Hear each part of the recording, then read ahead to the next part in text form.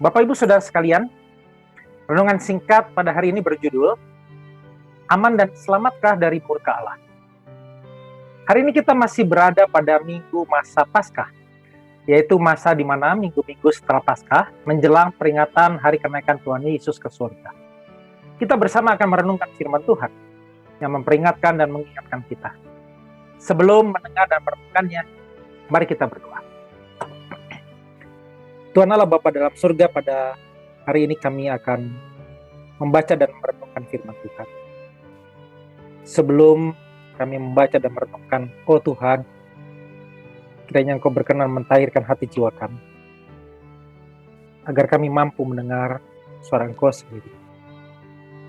Di dalam nama Tuhan Yesus kami berdoa. Amin. Bapak Ibu, firman Tuhan pada hari ini diambil dari dua kitab. Yang pertama adalah Roma, dan yang kedua adalah surat 1 Petrus. Mari kita membaca, kita menyimaknya. Yang pertama, Roma 5 ayat 8 sampai dengan 9. Roma 5 ayat 8 sampai dengan 9. Demikian firman Tuhan. Akan tetapi Allah menunjukkan kasih-Nya kepada kita, oleh karena Kristus telah mati untuk kita ketika kita masih berdosa. Lebih-lebih, karena kita sekarang telah dibenarkan oleh darah-Nya, kita pasti akan diselamatkan dari murka Allah. Sekarang dari 1 Petrus 1 ayat 18 sampai dengan 19. Demikian firman Tuhan. Sebab kamu tahu bahwa kamu telah ditebus dari cara hidupmu yang sia-sia, yang kamu warisi dari nenek moyangmu. Itu bukan dengan barang yang fana, bukan pula dengan perak atau emas, melainkan dengan darah yang mahal, yaitu darah Kristus yang sama seperti darah anak domba yang tak bernoda dan tak bercacat. Demikian firman Tuhan. Bapak Ibu Saudara sekalian, saya pernah mendapat satu kisah legenda, cerita rakyat, yang dahulu dikhotbahkan oleh seorang misionaris di abad 18, yaitu D.L. Moody. Demikian kisah singkatnya.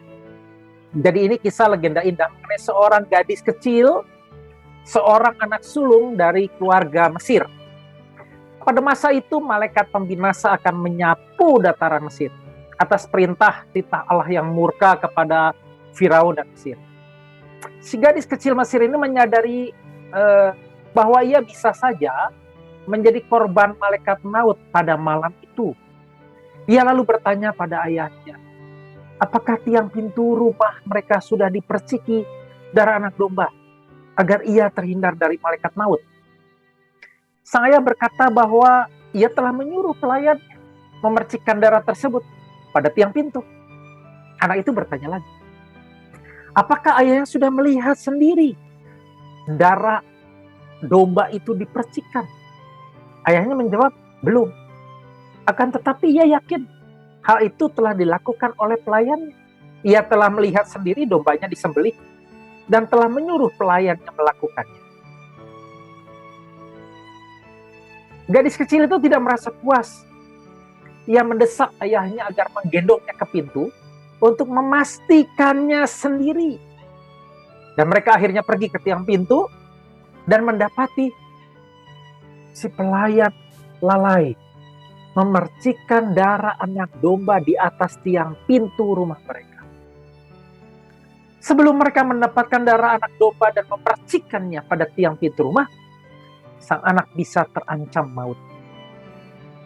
Bapak Ibu Saudara sekalian, legenda ini muncul sehubungan ada peristiwa besar Paskah yang pertama kali di zaman Musa.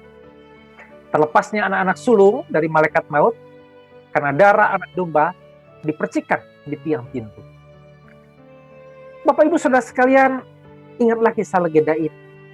Kita telah merayakan Paskah sekitar 2 minggu lalu. Paskah adalah peristiwa kebangkitan Yesus Kristus yang menang atas maut. Dan barang siapa yang beriman kepadanya akan diselamatkan pula dari maut, dari kematian yang kekal. Pastikan bahwa Anda, keluarga, anak, aman di dalam Kristus. Selamat dari murka Allah. Anda dan anak-anak telah menaruh iman percaya hanya kepada Sang Anak Domba Allah, yaitu Yesus Kristus. Yakinkah dan sudahkah? Mari kita berdoa. Tuhan Allah Bapa dalam surga, terima kasih atas firman-Mu.